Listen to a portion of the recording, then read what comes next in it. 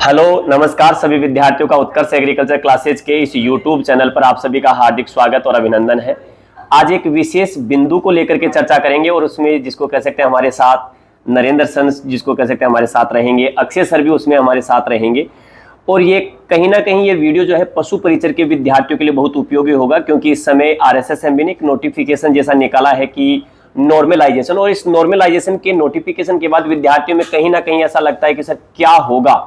तो सबसे पहले तो हम इसी नॉर्मलाइजेशन को लेकर के सर का व्यू नरेंद्र चौधरी सर से पूछेंगे कि सर आखिरकार ये नॉर्मलाइजेशन होता क्या है और विद्यार्थियों को इस सिचुएशंस में ये जो पैनिक कंडीशंस है, क्या विद्यार्थियों को इसमें डरने की आवश्यकता है या नहीं। क्योंकि सर जैसा देखा है कई वीडियोज में ऐसे कहा है, विद्यार्थियों को डराया गया है कि ऐसा हो जाएगा, ऐसा होगा। क्या वाकई में, जैसे क्योंकि आपको इस चीज से काफी लंबे समय से आप जुड़े हुए हैं, तो सर आपको क्या लगता है? सर इसकी पृष्ठभूमि की बात करें तो रिसेंटली राजस्थान कर्मचारी चयन बोर्ड ने 31 जो एग्जाम है उनका रीशेड्यूल जारी किया था और कहा था कि ये एग्जाम अपने होने वाले हैं।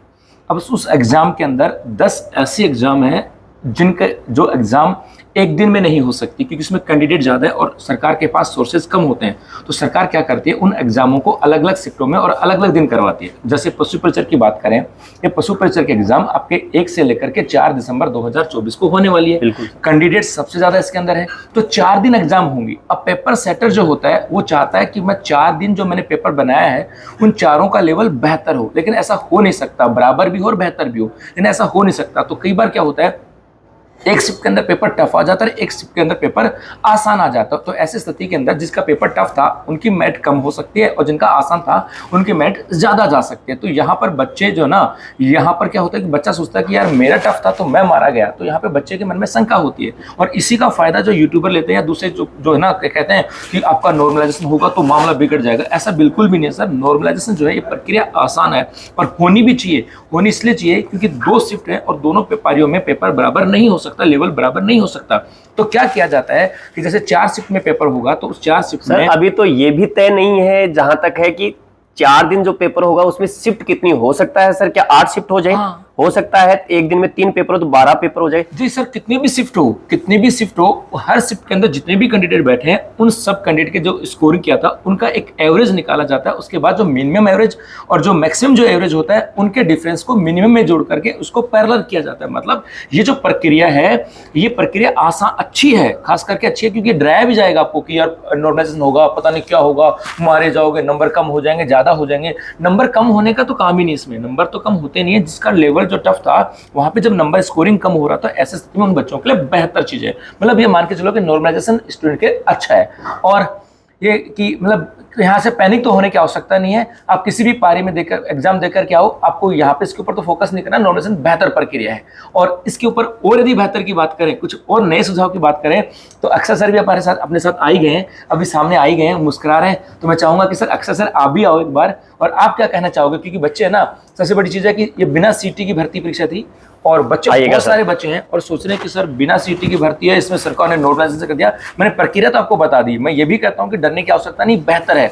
लेकिन अक्षय सर जो है ना, इनकी क्या है, क्योंकि ये हंसी हंसी में वो सब बातें बोल देते हैं जो गंभीर होते हैं उनको भी बड़ी आसानी से बोल देते हैं। तो अक्षय सर आपको क्या लगता है कि मतलब प्रक्रिया मेरी नजर में बहुत आसान है, मेरी नजर में अच्छी प्रक्रिया स्टूडेंट के लिए, आपको क्या लगता है? बिल्कुल सर, और मुझे लगता है नॉर्मलाइजेशन नहीं होगा ना सर तो 80% बच्चों के लिए प्रॉब्लम है। जी जी जी। किसी एक शिफ्ट के बच्चों को एक्सट्रीम फायदा मिलेगा और बाकियों को फायदा नहीं मिलेगा। जी जी जी। और जहाँ तक बात है सर कि मुझे ऐसा लगता है क्योंकि पशु परिचर के ज़्यादातर स्टूडेंट्स जो हैं वो, मतलब मुझे लगता है पशु परिचर के 80 से 90% जो 17 लाख फॉर्म भरे गए उसमें से 80 से 90% स्टूडेंट्स पहली बार परीक्षा दे रहे हैं या पहली बार परीक्षा की तैयारी कर रहे हैं। जो अभी अभी ये एजुकेशन चैनल्स और इन सबको यूट्यूब पे भी देखने लगे हैं, उससे पहले वो पढ़ाई से अनभिज्ञ थे या रिसेंटली 10वीं पास हुए होंगे या पढ़ाई छोड़ चुके होंगे, ऐसे बहुत सारे लोग हैं।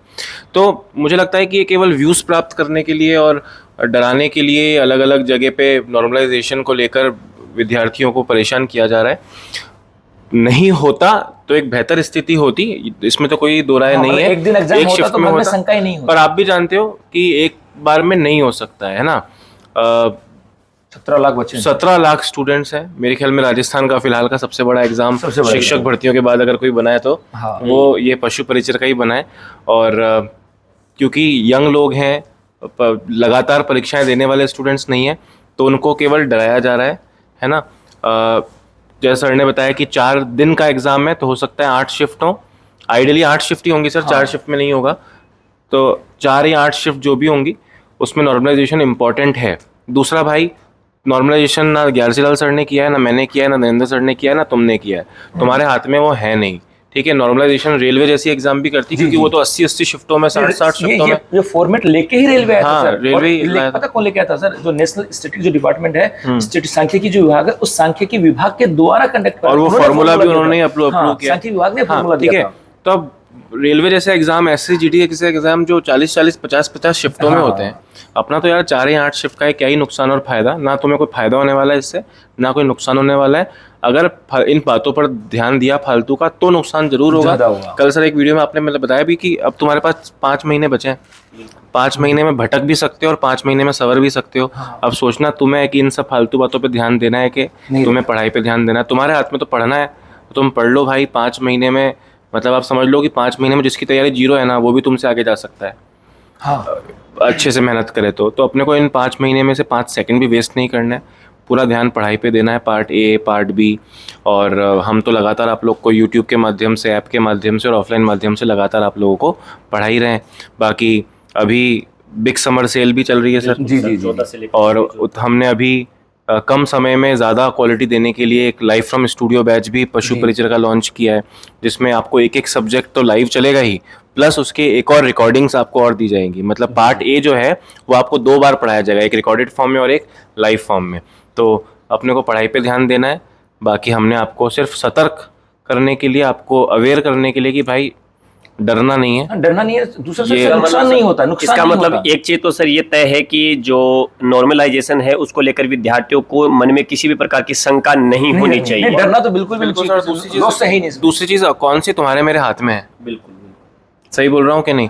बस ईश्वर से ये प्रार्थना है कि पेपर आउट ना हो, हाँ। ये सब चीज़ें ना हो। उसके अलावा आपके मेरे हाथ में कुछ है नहीं, तो अपने को बस चिल करना है, पढ़ाई पर फोकस करना है। उसके अलावा और किसी चीज़ को जो हमारे हाथ में नहीं है उस पर हमारा कोई बस चलने वाला नहीं है। ये डरना भी नहीं सर, बस वाली बात नहीं, डरना है ही नहीं बिल्कुल। हाँ, बिल्कुल ऐसे लॉस है नहीं। अगर एक दिन में 2 पेपर हो रहे हैं, वो 6 या 7 सॉल्यूशन देख के 8 में जा रहा है, तो हाँ। अगर मैंने 1 लेवल के ही बनाया है ना, वो 1 लेवल के बनाना तो ज्यादा गंभीर बात हो गई, क्योंकि 8वीं शिफ्ट तो 7 का एक्सपीरियंस लेके जाएगा, उसको तो सब कुछ ही मिल जाएगा। हाँ। तो इन बहुत सारे कारणों की वजह से सेम लेवल मैच नहीं हो पाता और नहीं हो सकता है।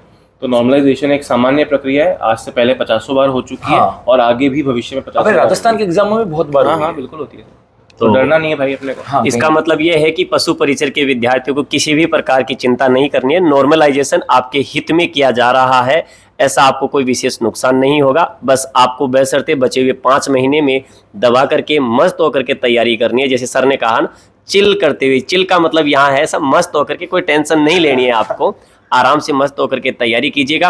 और जैसा कि उत्कर्ष के इस 5 महीने के बचे हुए समय में उत्कर्ष के द्वारा लेकर के आया गया पशु परिचर का लाइव फ्रॉम स्टूडियो बैच, जिसमें अलग अलग फैकल्टीज अलग अलग सब्जेक्ट्स को पढ़ाएगी। तो बेहतरीन तैयारी करने के लिए उत्कर्ष के 14 से 20 जून का चल रहा बिग समर सेल, इसमें जुड़ना नहीं भूले। सभी विद्यार्थियों का उत्कर्ष क्लासेज की ओर से धन्यवाद। जय हिंद, जय भारत।